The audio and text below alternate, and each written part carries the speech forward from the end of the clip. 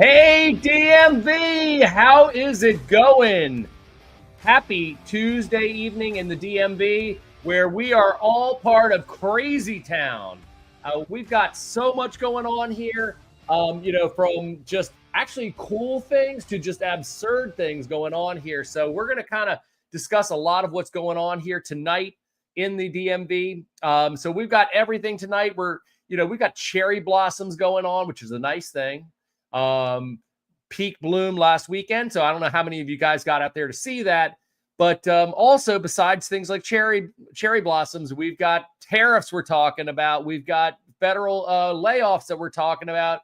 We got Doge stuff, and we got the real estate market that we just have to deal with. We're in the very beginning of the spring market, and so we're going to talk a little bit about how all this stuff is affecting it, because there's no doubt we are on a wild roller coaster right now. So with all that being said, I've got no guest tonight. I'm soloing, and I have to be honest with you. I've been super busy the last few weeks, which is good, very good, helping people buy homes, helping people sell homes and everything. So I've not done a ton of preparation for this tonight. However, we do have some articles. We do have some data that we're going to discuss, and just kind of, and as you guys are watching, any questions you have, any comments, feel free to throw them out there. I'd love to hear from you. So anyways, we're going to kind of start this evening with what seems to be everybody's talking about, not just in DC, but in the whole United States, and actually really worldwide, which is the tariffs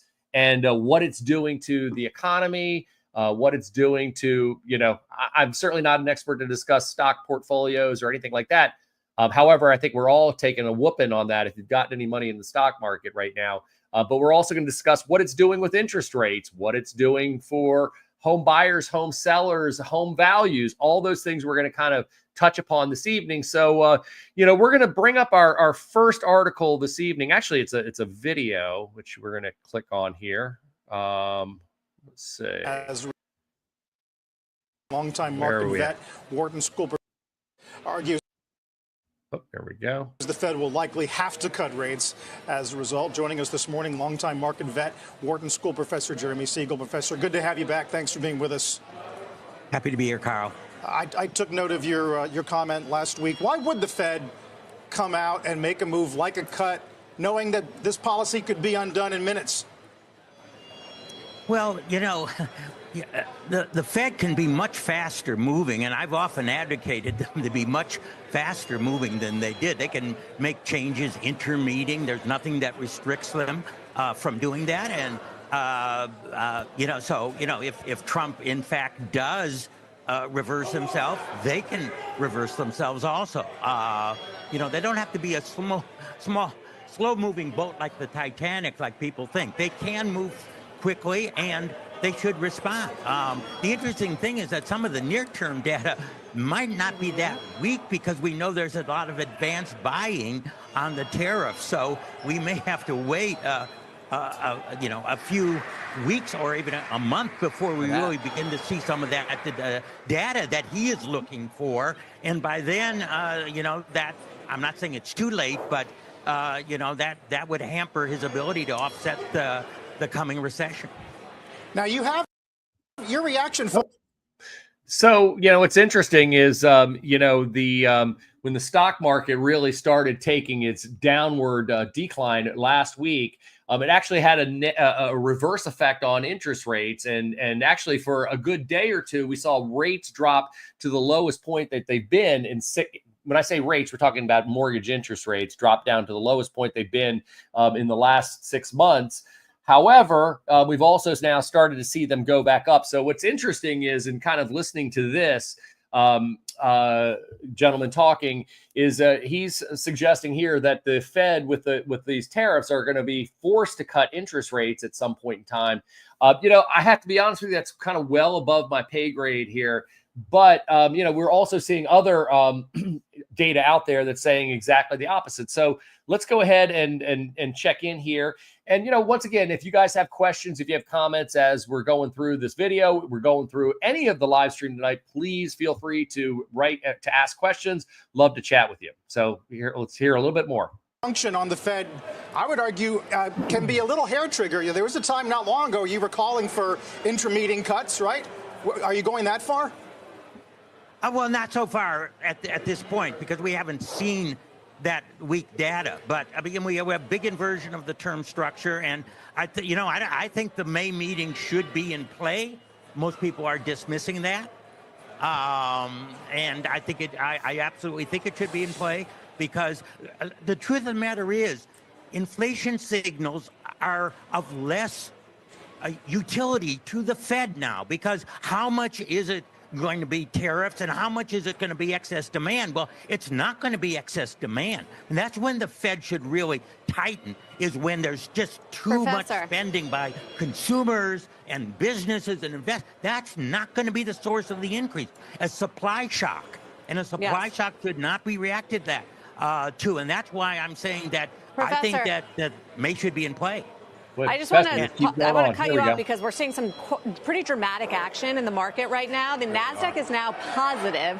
The S&P, after going into bear market, has just gone positive as well, and the Dow has wiped out more than 1,000 point plunge and is now positive as well.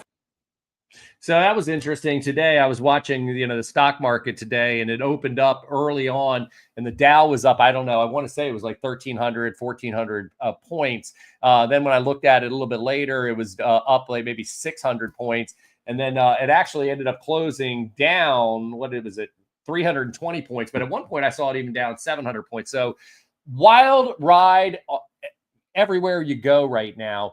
And definitely, we've also seen a wild ride with the mortgage interest rates. We saw a drop down last week, then it kind of ticked back up, and right now we're right about at the same place where we were before all the tariffs were introduced and before the stock market started to decline. So we're looking at kind of, in my opinion, so far when it comes to mortgage interest rates, a kind of a big nothing burger.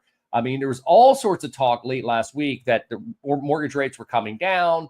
You could get rates under 6%, but right today we're still looking at things right around the 6 3/4 range. So, what is that doing to the real estate market? And so, I want to talk a little bit about that, what I'm seeing going on. And once again, when I say what I'm seeing going on, I'm one person here in a very large market here. However, with the type of business that I'm doing here, I do think that there's some emblematic things that we're seeing out there. And what I'm seeing out there right now is we're definitely seeing, and this was interesting. We talked a little bit in our meeting Monday with some of our top agents. And what we're starting to see right now is a slowdown of showings during the week. And what I mean by that is these are the showings that would occur from agents who are actually out there working with buyers. So we're starting to see fewer showings occurring at our houses. However, and I have to be honest with you, I did not do an open house last week. It's the first week I haven't done one in quite some time. But what I was hearing back was that the open house traffic was really busy. Now, I'll tell you kind of what that means to me is that, obviously your serious buyers, the ones that we would call in the business, like who are ready, willing, and able to purchase.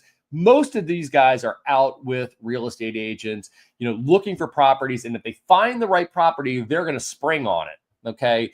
Those are really the more preferred buyers that are in the marketplace. Typically, when we look at people that come by open houses, what we see a lot is we see really 2 or 3 kinds of people. We see, first of all, the nosy neighbor. Okay, the person who's very curious about what their neighbor has their home listed for, how it's decorated, what the pricing's like. And sometimes this is just because they're nosy and they just want to know, which I can't blame them. It's an open house, that's open to the public so they can go. And sometimes it's because they're actually thinking about selling their home themselves and they want to kind of get an idea of the agent who's there. Does this seem like an agent that they might want to work with? How has the home been staged? Things like that. But my whole point in saying this is that really what we find when it comes to open houses, besides the nosy neighbors, you have a lot of people that are starting to think about purchasing a home, but maybe they're 6 months away, maybe they're a year or 2 away.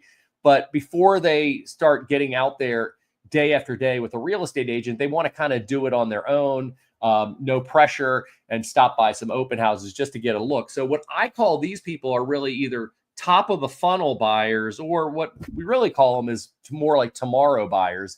They're not going to be buying today, they'll be buying tomorrow. So what does it mean when we're seeing a slowdown of people that are actually going into houses during the week with realtors, yet we're seeing actually kind of a pick up in people coming by open houses? And what I think it really means is that, there's no doubt that some of the things that are going on, it has kind of softened buyer demand some. There are some buyers who have either taken themselves out of the market, either, temporarily, or they've just kind of, softened their search some, and they become more choosy, where it's, we're not just going to jump on the next property that has 6 out of 10 boxes checked off. We're going to move on a property only if it has 9 or 10 boxes checked. And, but so they haven't really completely left the market. They're still peeking out there. They're still looking online. They're still looking at Compass. They're still looking at Zillow, Redfin, all those sites to see properties. But you know what? A lot of them have kind of paused their search with their agents because they're kind of taking a more passive role. So I think that's what we're seeing. What I'm seeing in our marketplace is kind of the same. I'm definitely seeing a slowdown on showings, but we're also starting to see a slowdown on contracts coming in. Once again, we're starting to see inventory growing some. I know this is a little dated, so I'm not even going to throw it up there to you guys. But February data for Montgomery County shows that the inventory has gone up 49% since March 1st of 2025 in comparison to March 1st of 2024. Sales were down. Units sold was down in February by 7%. So you've got, more inventory on the market, actually 49%, and fewer sales. So what we're starting to see really is that buyers have more choice, and they have more selection, and they have also when they have these type of things, and oftentimes they can be more choosy. So kind of interesting. Once again, what we've been used to seeing for the last, 5-6 years, heck, even before the pandemic, if we went back as far as 2019, we saw low inventory, pretty high buyer demand. And you saw a lot of people, especially in the early pandemic days, and even last spring, and we were seeing the same thing, where you had people that just were in a panic to buy houses. And oftentimes, they were just frantic that, we got to get this house.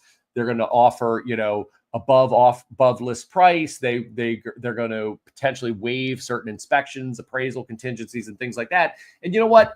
If they really wanted a house, more often that's what they had to do to compete with the 3, 4, 5, 10 other buyers who were also in competition for this property. Today, we're seeing less of the competition.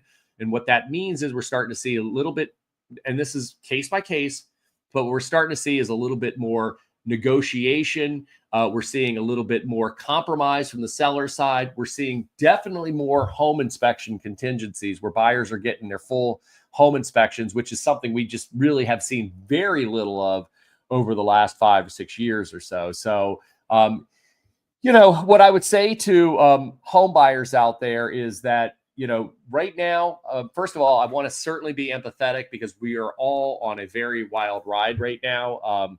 Whether it's, job security, whether that is just, just security about the economy in general, with the stock market going crazy, with all the things that are going on, the layoffs that are still occurring here, especially in the DMV. I certainly want to be empathetic. It's not the right time to buy for everybody. That is definitely for sure.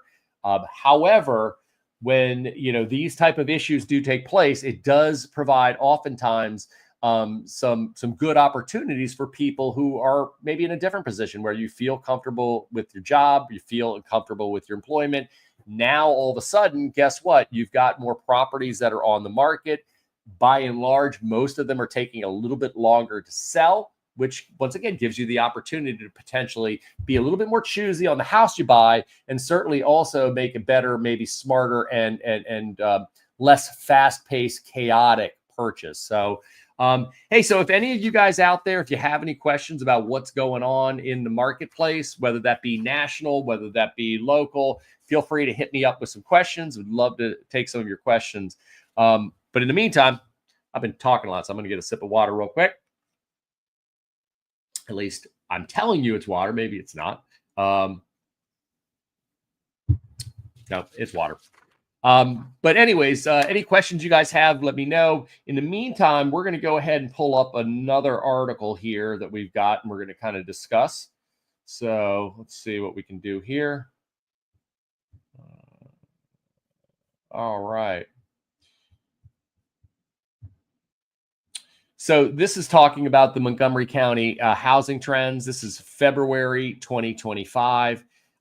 Median sales price $599,995. I tell you what, that seems a little low to me. The amount of sales, and by the way, once again, this is February, and I really, now that we're in April, I really wish I had March statistics. Unfortunately, those don't get released to me until the 10th of the month. So next week, we'll be talking about March statistics and a little bit more relevant data. However, once again, there's definitely stuff to be learned here. 574 houses went under contract last month, and the median days on market was 30, where last year at this time, the median time was 24 days. So once again, I would still say in most cases, this is a seller's market where sellers still do have the upper hand. However, you know, it is one that is starting to balance out a little bit, where buyers have more greater opportunity to potentially, you know, negotiate some and make a better, smarter, and less chaotic choice. With that being said, we got a question here. Chris Balto, one of my regulars. Chris asks, I'm in Bethesda. Prices are still nuts. Are we actually going to see prices drop this year or not? Great question, Chris. First of all, my crystal ball is in the shop. However, in replacement of that, I've got the Magic 8 Ball. So let's take a look and see what the Magic 8 Ball says. So Chris is asking, are prices are still nuts in Bethesda? Are we actually going to see prices drop this year or not? Actually, the Magic 8 Ball, and I don't think you'd be able to read this, but it says, yes, definitely. So according to the Magic 8 Ball, prices in Bethesda are going to start dropping. But I have to tell you, I'm going to differ a little bit with the Magic 8 Ball. At least I was going to say for the next few quarters here, or the next the remainder of the second quarter, probably into the third quarter, we're still seeing a lot of interest in the Bethesda market. And, you know, one of the things that I really want to kind of impress upon you guys is, you know, whenever anybody, you know, knows that I'm in the real estate business, or they hear that I'm in the real estate business, you know, one of the first questions that always comes up is, how is the market? And I have to tell you right now, April 2025, especially with all the crazy crap that's going on around us here, I can't really answer that question. There's not a one size fits all. So, you know, my question back to the person who asks me that is, which market are we talking about? Are we talking inside the Beltway? Are we talking outside the Beltway? Are we talking over $1 million? Are we talking under $1 million? Are we talking about this school district or that school district? So what I'm seeing is it's just very spotty. And as an agent, you know, and if you're working with, you know, if you're out there and if you're working with an agent, you really need to know somebody or work with somebody, I should say, that understands these pockets, you know, where the pockets are hot, where things are still slamming and buyers outweigh sellers, meaning there's more buyers than there are sellers. And your agent also needs to know those pockets where things are maybe a little bit slower. I would definitely say right now, our condo market has probably entered what I would consider to be a buyer's market, where you've got the inventory is growing, the demand has softened some for condos. So I would definitely say the majority of condos, you're probably starting to enter buyer's market territory right now. However, when it comes to single families and townhomes, you know, we're still in a market that does favor home sellers. To answer Chris's question specifically, I think that, we're going to still see a lot of demand for Bethesda. Part of the reason why I'm saying that is, now that we have people going back to work again, there's a lot more demand now. And there's people that are starting to reach out who are saying, you know what? I moved out to, further north in the suburbs, at the beginning of the pandemic. I wanted more space. I wanted more room, all this type of thing, thinking that maybe they'd never have to go back to freaking work ever again, and commute. Now, all of a sudden, they're needing to go back into work. So I do think that we're starting to see a migration of people who are now putting more value on getting back closer into the city, or closer to where the jobs are. So, Chris, I think you're going to still see Bethesda kind of going nuts right now. Not as nutty as it has been, but I think I actually mentioned this story a few weeks ago. I had a buyer that I was working with, and he was looking Chevy Chase and Bethesda area, found a property in Chevy Chase. The property was listed at 1.3 and some change. He offered as much as 1.4, I think 1. So nearly $100,000 over list price. Thought that we might be competitive on that, but absolutely got smoked, and the property sold above 1.7 million. So crazy. Now, that's not the normal. That seemed to be the norm for the better part of like 3 or 4 years, 5 years. But right now, that's not the norm. This was an awesome home. In my opinion, it was priced low to begin with. And once again, in incredible condition, incredibly well staged. And actually, I got another story about that too. So that property, nobody lived there, but it was professionally staged.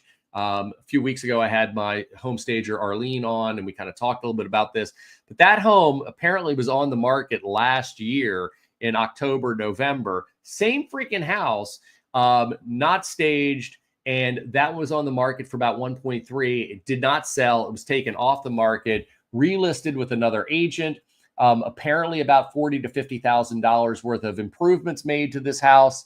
So, a fair amount. Don't want to sit here and make it sound like it wasn't a fair amount of investment put into the home, and then professionally staged. And that property, which did not sell in October, November for 1.3, sold for 1.7. So while once again, $40,000, $50,000 is a sizable investment to put in a property, but which one of us would not do that 100 times over if you were guaranteed that you would get a return of, invest $40,000, $50,000 and then turn it around in 90 days to $400,000? Like, we'd all make that investment over and over again. So anyways, just a little off topic, but a little bit of a shout out there for, properly preparing a home for the market and staging. So anyways, I want to get back to it for a second. With the changes in the market, this is my communication, or these are my conversations that I'm having with buyers. And we're also going to talk about what I have with sellers. For buyers, I think the 80% of my conversation I have with them this year is the same as it was last year, with the exception of the fact that there may be a greater opportunity for them to potentially negotiate, for them to add in their protective contingencies like home inspections, things like that. But I'm still preparing buyers that you've got to do this the right way. And what I mean by doing it the right way is, first of all, it all starts with developing your team, the team that you have around you who's going to help you be successful when it comes to finding a home and actually closing it, landing it, moving into it and everything. It's crucial that you define your team early on. And so who's your team? I'd say, first of all, it starts with, you need to be mortgage pre-approved. You need to know that, the mortgage is available to you, the financing is available to you. You also need to feel comfortable that, not only is the mortgage lender, maybe they approve you to, I'm just going to throw out a number there. Let's say they approve you for a mortgage of $600,000, $1 million, whatever it is. Not only are they able to approve you for what you want to get, but you also need to take a look at what the costs are going to be with that mortgage to make sure that you can fit it within your budget. Because I definitely see people out there who are qualified oftentimes with the mortgage lender for more than they feel comfortable paying and more that's outside their budget. So those are two different things. first, you need to be able to be qualified for the mortgage, to know that you can get it. And second, you need to make sure that that mortgage that you're talking about and that sales price that we're looking at is something that you can afford, and that you're going to ultimately, maybe you're not going to love the payment, because I don't think anybody's loving their payments right now, but you need to feel comfortable that, you know what, I can make these payments, and it makes sense. So first thing you need to do, develop your team, is, you need to make sure that you're mortgage pre-approved. And then second thing, this is, probably somewhat toot my own horn here, but and it doesn't need to be me, but you need to find a great agent. Okay. I think that too many buyers out there, especially first-time home buyers, a lot of younger buyers, they feel like, okay, because I got my app here, and I can look up Redfin, and I can look up Zillow, and I can look up Compass, I can find all the properties. First of all, that's not true. And we're going to discuss that in a minute. That's not true. You're not going to find all the properties necessarily on Zillow and Redfin, Realtor.com, Homes.com. We're going to get back to that in a moment. But, these apps and these things that you're looking at on your phone, I mean, they really only help you identify properties. It's like, I always say it's like this. It's like, okay, it's like saying, I want to go hunt a grizzly bear. So now for you, like for animal activists out there, don't get upset with me here, but I think you know where I'm going with this. But, if you, I want to go hunt a grizzly bear, and you go on out there and you're just, you've done your research, where grizzlies hide, where they hibernate, how you can find them and everything. And so you find it, but yet you don't have the ammunition. You don't have the tools necessary to be able to hunt it down. You found it, and you proverbially poked the bear. And if you do not have the weapons and the machinery and everything that you need to actually bag this thing, you're probably going to get freaking killed. Okay. So I kind of compare these apps that you have on your phone with the Zillows and the Redfins, to a lot like going to hunt a grizzly bear. But you know what? You've come without any type of preparedness. You're not able to make the kill on the thing. And that's really what I see with a lot of these apps. You can find the majority of the properties, not all of them. You can find the majority of the properties, but okay, once you find it, what do you do next? Okay. Because the chances are, if it's a freaking phenomenal house, there's going to be 5 or 10 other buyers who also think the same. And if they're prepared, they've got their mortgage pre-approved, they're working with a great agent, they know how to go in and make a compelling offer and snag that property, the chances are you're going to lose it. It's like almost like freaking throwing up an alley-oop to somebody and you can't slam it home because you can't get above the rim to slam it home. So there's another analogy for you. So, I like that. That's good. Exactly. Although, yeah, these guys at least have guns, but they're just simply have no idea what they're doing. And yeah, that's a great analogy. Once again, if you're going to be looking for properties and you're serious about it, to create your team, get that mortgage lender, that good mortgage lender. I would suggest that they be local, where they can, they're local to the area that you're purchasing, and identify that great real estate agent who is not only, able to move quickly and nimbly, but also is well networked within the real estate community. So when you find the right property, you can move super quick and get that. So I want to go back on something that I said. This is also, once again, a little bit of a misnomer that oftentimes potential home buyers have, which is, once again, they think they're kind of cute there because, we don't want to talk to a real estate agent. We don't need a real estate agent. We can find all the properties ourselves. I would tell you that you could probably find about 80% of the homes in the DMV. This is, I would say that you could probably find 80 to 85% of the homes that for sale, through your apps on the phone, through your Redfins, through your Zillow. But I will also tell you, and this is probably a topic for another conversation, another live stream here in the future, that there's also a growing number of homes that are now selling off market. So you're not going to find them on Zillow. You're not going to find them on Redfin or Homes.com. However, you will find them on Compass.com. And the reason for that is we're seeing more and more home sellers who are listing with Compass agents who are now putting their properties, only in the Compass portal and offering them as what we call private exclusive listings. Now, a lot of these homes are properties that are getting ready for the market. So they're not quite photo ready. They're not quite, maybe not really even show ready, but however, they're being placed out there in advance to see if, there's any takers out there, anybody who's ready to jump on something. So, and then you also have other buyers, other home sellers that for whatever reason, maybe they want more privacy. They don't want all their neighbors knowing that they're selling their home. They don't want a sign in the ground. They don't want open houses. They don't want a lockbox. But you know what they do? They say, I don't want to go through all the hoops and all the hoopla that everybody else has to go through. However, if I can get my price of X, I'd be willing to sell it. There's definitely people out there like that. So once again, the good news is to you buyers out there, develop your team, get your agent, make sure that agent, you want to check reviews. You want to make sure that he or she is doing a good amount of business in the marketplace. You want to look at their statistics. You want to, once again, look at their reviews. And frankly, I would interview them, and see, what they have to offer for you. Obviously, your mortgage lender too. I always say your mortgage lender and your realtor are kind of like your left and right arm. And you got to make sure that those two are actually singing from the same hymn book. You can't have one pulling you one way, the other pulling you the other way. Beyond that, your team also should consist of, you should have a home inspector that you've vetted out and ready to use, or a home inspection company ready to use when you find the right property. Because guess what?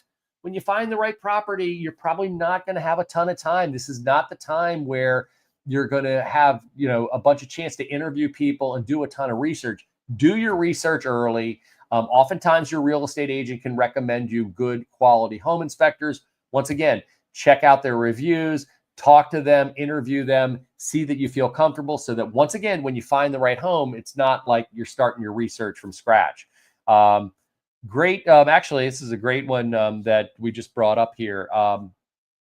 10 questions when interviewing a real estate agent. How long have you been an agent? Great question. What percentage of your time is spent as a realtor? I can tell you mine is about 95%, it seems like, especially in the spring market. Are you part of a larger team? Great question. What we're starting to see out there is we're starting to see more agents who are actually growing teams so that they can offer greater services and better services, more reliable and sustainable services, and be more available.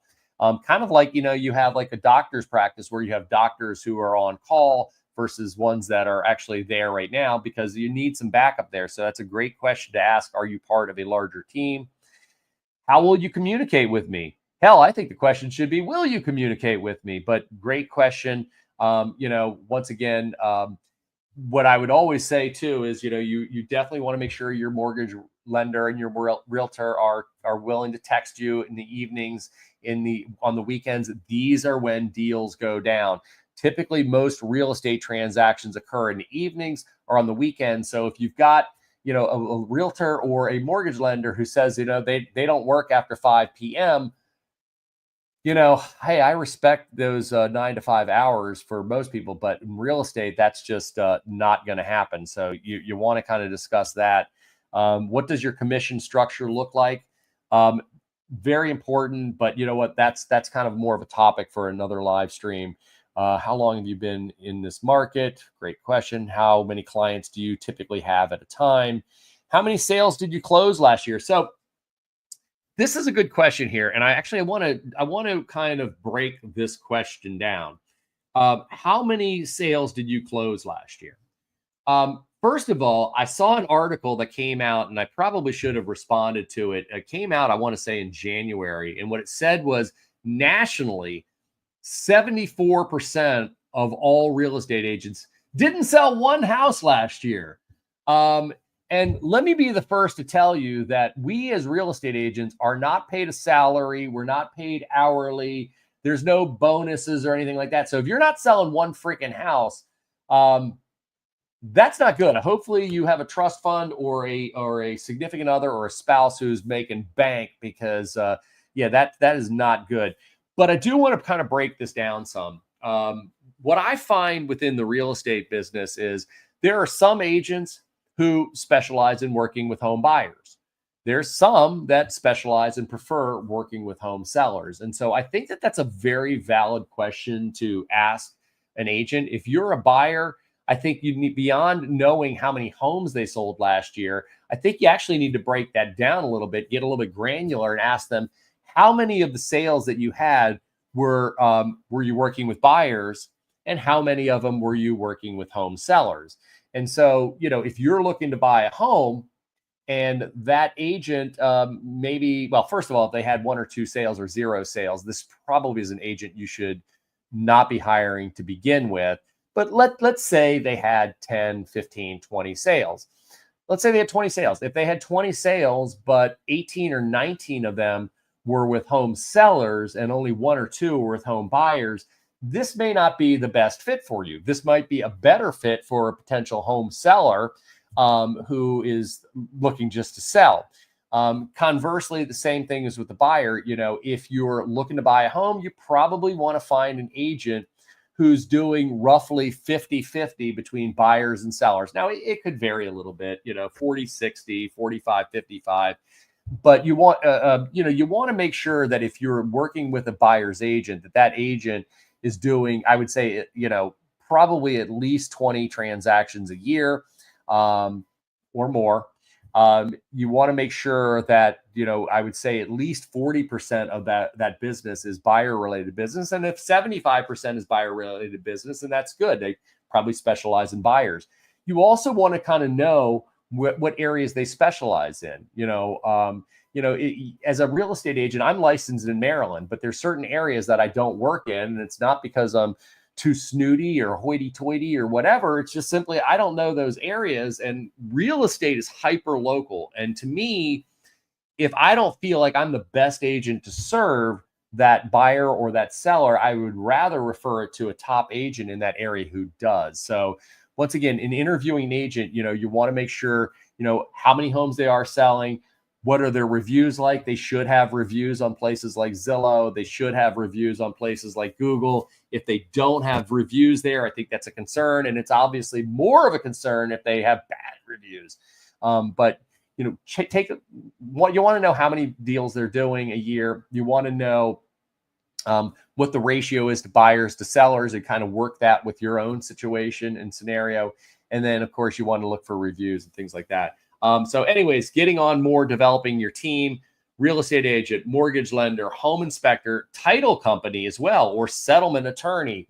These are, you're going to need to make these decisions at the time you write a contract. So once again, the more that you can research up front, talk, interview people, the better off you're going to be as a buyer. And so while maybe the market's not quite as crazy as it was, still, if you're super prepared, you will be able to better beat out competition in a competitive situation. And guess what? In a non-competitive situation, if you're more efficient and you're better prepared, you're going to oftentimes be able to negotiate a better deal on the property. So that's what I would say to home buyers. Home sellers, hold on, got to get a sip here. Not used to doing this on my own. I'm usually got a guest on, so I'm not talking as much. So I'm definitely drying up a little bit, but anyways, I can keep going. Home sellers, you've had it easy for the last 5 years. I mean, you basically were just, you had, it was almost like you had your freaking bait. You went fishing, you had your bait in a boat, and the fish were jumping in for the bait. I mean, you didn't even really hardly have to throw the rod in the water to catch a fish. There were oftentimes in many of the marketplaces 5 to 10 buyers for every house. And today that is not the way it is anymore. By and large, today you got to freaking compete. And what does competing look like? Competing means you've got to, first of all, make sure that house sparkles. It's got to be Q-tip clean. Okay. No fuzzy edges, no, funky stains on your carpeting or whatever, nothing that anybody would ever want to take a black light to and possibly see some crazy stuff there. So you want to make sure that the house is super clean.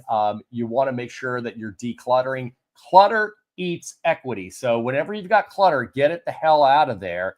By and large, I'm usually okay if you neatly tidy, box it up, put it maybe in a garage or maybe put it in an unfinished portion of the basement or something like that. But of course, it's even better if you just get it the hell off site. In the end, sellers, when you sell the property, everything's got to go. I mean, when you go to closing, everything's got to be out of there, including yourself. And so I always say the more you can do on the front end, boxing things up, getting rid of things. If you're not going to wear it because, it's off season, if you're not going to read it, play with it, touch it, you have no reason to have it over the next 2 to 3 or 4 months, then get it the hell out of there because it's not serving any value for you. All right, so that's a bit of an extreme picture, but I've seen houses like that. So, but yeah, you want to make sure to get all the crap out of there.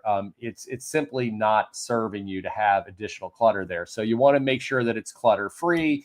You want to make sure that, once again, it's Q-tip clean. And then also, I like to focus on what I call the meat and potato things of getting a home ready. Hold on one second. I like to focus on the meat and potato things of getting the home ready, which is beyond clutter. It's going to be the things that really bring value. And one of the best things besides decluttering that gives you the best ROI is going to be a good paint job. Okay. Now, when I say a good paint job, I'm not just talking a paint job. I mean, anybody can roll paint all over the place. God knows I've done it and everything. But you want to make sure that you get a professional paint job. A professional paint job will give you easily a 4 to 5x return on what you invest in it. And frankly, sometimes I think it could be as much as a 10x return on it. So this is not the time to hire a friend or to hire just, some labor handyman who says that, they want to paint your house. You definitely want to make sure that you use a professional painter.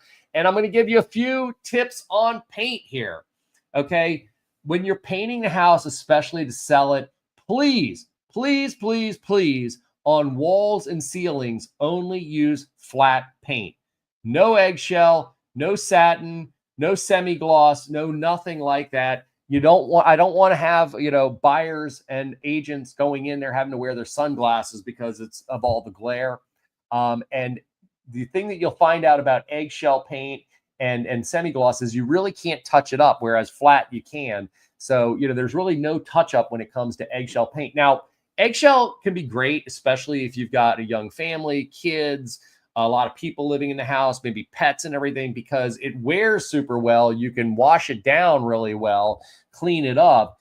But once again, you really can't touch it up. And once again, it does not look as good as flat's going to look. So when it comes to selling, no eggshell. We want to only think flat on walls and ceilings. Of course, when we're talking about window casings, doors, moldings, base molding, things like that, that's where you're going to want your semi-gloss. Okay. That's perfectly fine, but we do not want those type of things on the wall. So get a great paint job. If you ever need help, finding a great painter, I've got a few that I can certainly recommend to you. So go ahead and get that done. Flooring is then the next thing. You want to make sure that your flooring's tight. If your wood floors are old and dingy and kind of tired, you may want to think about refinishing them. Today, what's really popular is the LVP, the luxury vinyl plank, which is very popular as well. It's less cost. It's more cost than carpet, more trendy than carpet. But wait a second. I just screwed that up. Okay. Let me go back. LVP. It's more expensive than carpet. I don't know if I said that, but it's more trendy than carpet. So it might be something to consider, LVP over carpet where you currently have carpet. It is less expensive though than wood floors. I'm old school. I still kind of prefer wood floors over LVP. But what's interesting is I see a ton of new homes that are being built today, even in the luxury price ranges that are over $1 million, and more of them are putting in LVP than are even putting in wood floors these days. So I'm not the biggest lover of LVP throughout, especially in replacement of good solid hardwood floors. However, they're very durable. They are less expensive and everything. So, but anyways, you want to make sure that you get that house looking good. You want to make sure that you get it staged with somebody. There we go. There's the LVP. And you have it in many different varieties here. I mean, that obviously is made to look like wood, very durable. You could probably take a hammer to it. Water's not going to hurt it. So great for, sustainability, great for, wear and tear and things like that. So, but anyways, next step is, you want to get a home stager in here. And, we had 2 weeks ago, I had my home stager, Arlene Vlasic here. Feel free to go back and look at that live stream that we did, because there's a lot of great tips in there. But a great home stager can really help put your house back together. And what I always say is, okay, I've got a few questions here. I'm going to get to them in a second.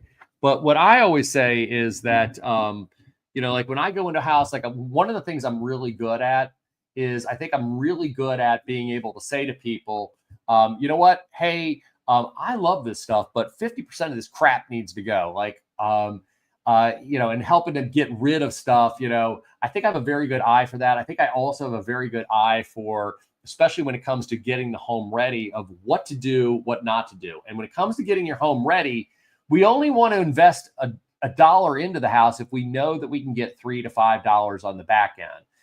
This is not the time when you're selling your home just to do crap.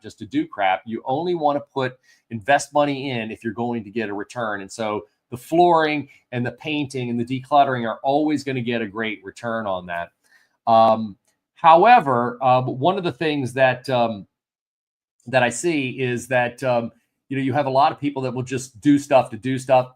I'm definitely not a big believer in that. I'm really good at being able to determine what needs to be done, what doesn't need to be done. But here's what I suck at. What I suck at is I'm great at saying, get 50% of this shit out of here, paint this, do that. But putting it back together, not my forte at all. So like I say, I do a lot of the heavy lifting side of things, do a lot of the grunt work, advising, counseling people on what they need to do, but putting it back together so that it's great and photo ready and spatially appeals, not only on photos and in video, but on, in person. That is for a home stager. And that's where a real home stager can be invaluable. Somebody like Arlene is awesome at doing that kind of stuff. And yeah, there's a great photo right there. I mean, once again, the room looks great, empty. But now you can really kind of envision it once it's staged and everything. And that's what a good home stager. So to you sellers out there, this is not the time just to throw any old piece of crap on the market at any old price. It will sit. It will probably not sell. You'll have multiple price reductions before you realize that, holy crap, I really blew this one here. I should have listened to Kevin right from the beginning. But, this is not the time to be cute with those type of things. You definitely want to go out there on the market, photo ready, show ready right from the beginning. You want to also have it priced really, I would say where the comparables say they should be priced. And I will tell you that for the last 4 or 5 years, I've had a lot of homes that, let's say we find that market value is $700,000. And oftentimes, because it's a nice home, I might be pricing it 5, 7, 10% above that. So maybe we're pricing it at 750 when the flavor for the community says 700. And oftentimes we were getting that and then some. Now's not that time, especially with all this crazy shit going on in the general in our world, but also especially here in the DMV. So we got a few questions. I'm blah-blahing too much here. Ashley asked, what about replacing floors or new appliances? So, yeah, I would say this. My counsel oftentimes is going to be based on the price point, meaning that a lower price point, you probably can get away with doing a little bit less than a higher price point. And that's just simply because with higher price points, you have the ability to potentially take that investment and leverage it more. Plus, the expectations of the buyers, the more you go up in price range becomes greater and greater. So, once again, I would say, Ashley, when it comes to replacing floors or appliances, I would say yes on the floors, no question about it. Appliances, I mean, if they're freaking really fugly and nasty looking, and just, real low end stuff, I would say probably yes. But oftentimes, once again, that could be determined by whether or not I've got a smaller condo that might be a $300,000 price point, or a larger single family that might be 1.5. I mean, so my counsel might be a little bit different depending upon price point and everything. So great question. Aaron asks, is carpet not advised? So great question. My take on carpet is, it is when it comes to flooring replacement, it is the cheapest of all of them. It's going to be less expensive than LVP. It's certainly going to be less expensive than wood floors. And once again, when you ask about whether it's advised or not, I mean, if you're selling your home, ultimately what we want to do is we want to get the biggest bang for the buck. Okay. And so what you do to sell your home may not be the same thing you do if you were going to be living there for 10 or 15 years or so. Personally speaking, once again, this is a personal thing. I like carpet in bedrooms. I do not like cold wood floors. They creak too much oftentimes, in the dark and in the evening time, when you're trying to get out early. And also they're just cold. The rooms are colder and everything. So I tend to prefer carpet in the bedrooms, although, I tend to prefer wood floors and other types of floors in other areas. So sometimes also there could be a play for, you have the large family room or great room where, that's where majority of the time is being spent with, especially if you got families and kids and things like that. A lot of times it's easier to have carpet in there just because, once again, it's a warmer feel. People can be kind of on the ground, kind of camping out and everything. So, but I wouldn't say it's not advisable. I wouldn't say that. And then, once again, also LVP tends to be a little bit more of a modern look. So I think a lot depends upon the property that we've got. If it's more of a modern look, or that's what you're striving for, you might go the LVP route because it's much more cleaner lines and everything.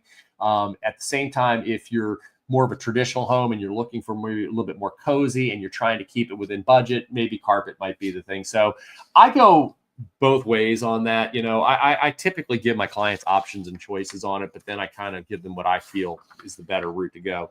Hold on 1 second. So we got another question. Ashley,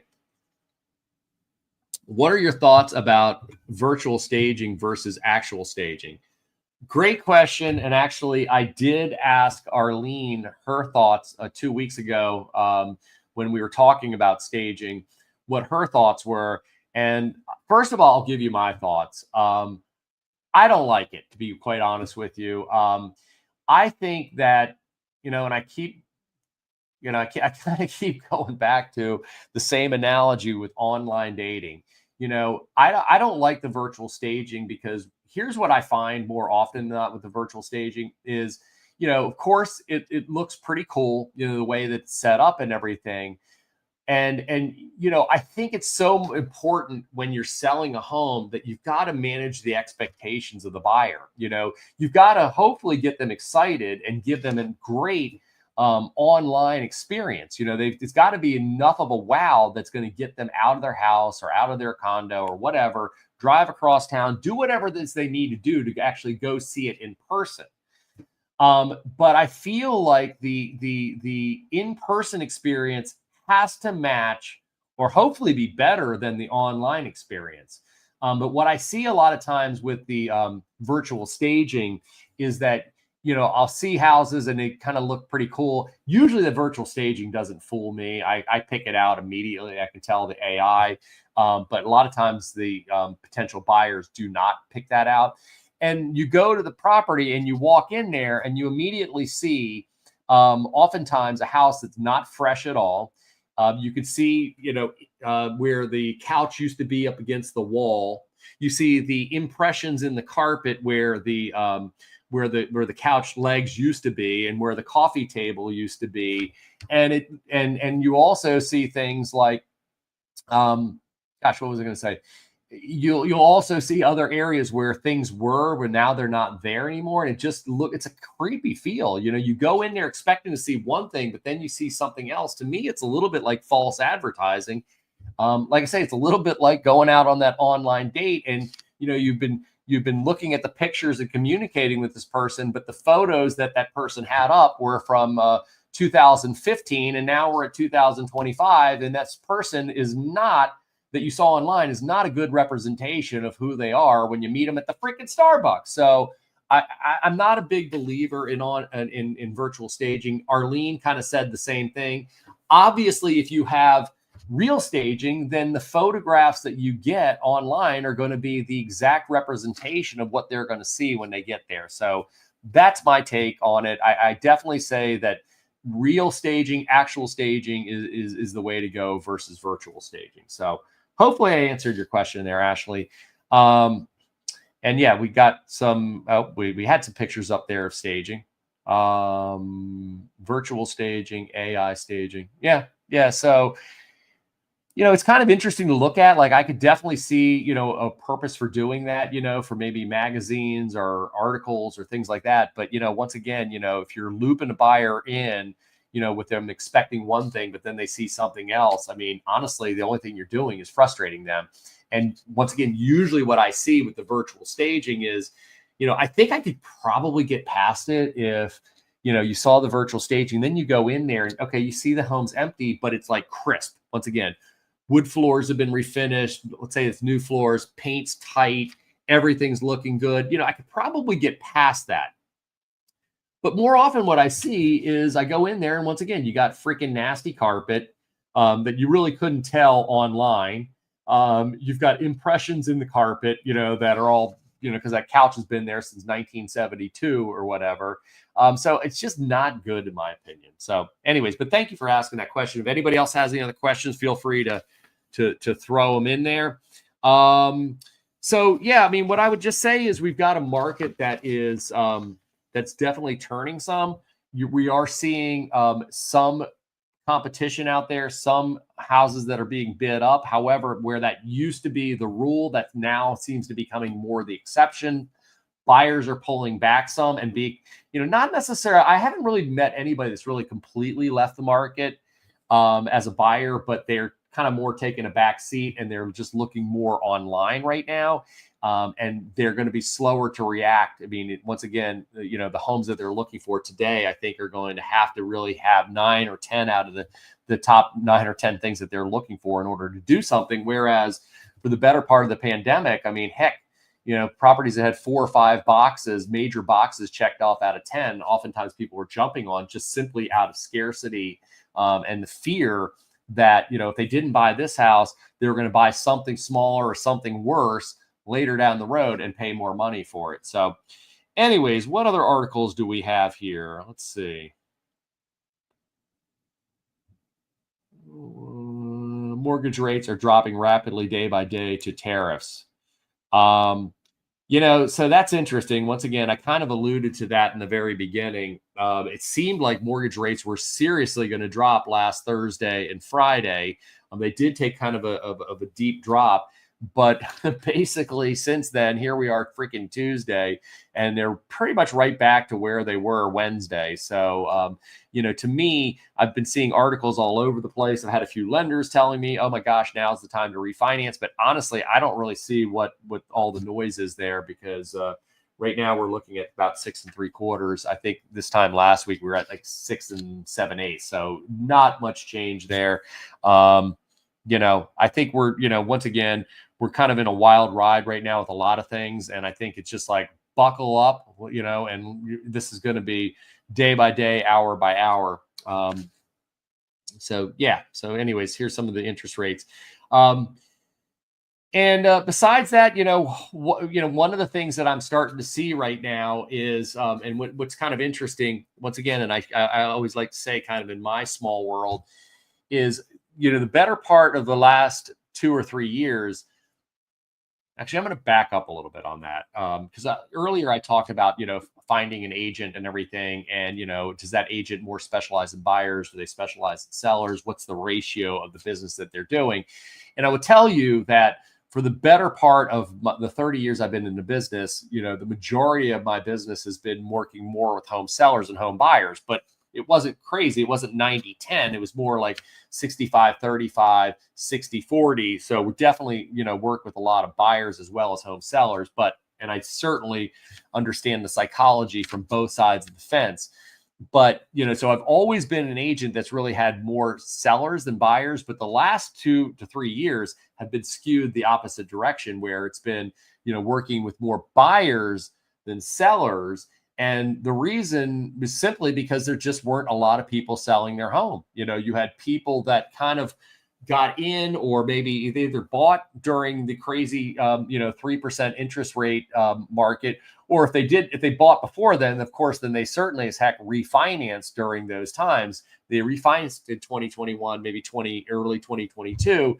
And so, a lot of these people that have 3%, 4% interest rates just simply have been more or less frozen into their property with these low interest rates. And while they may want to sell, they might want to upsize, they might want to downsize, they may want to move to a different school district, move closer in, they have not, as much as they want to move and as much as they'd like to move, they freaking love that 3% interest rate and haven't decided to move.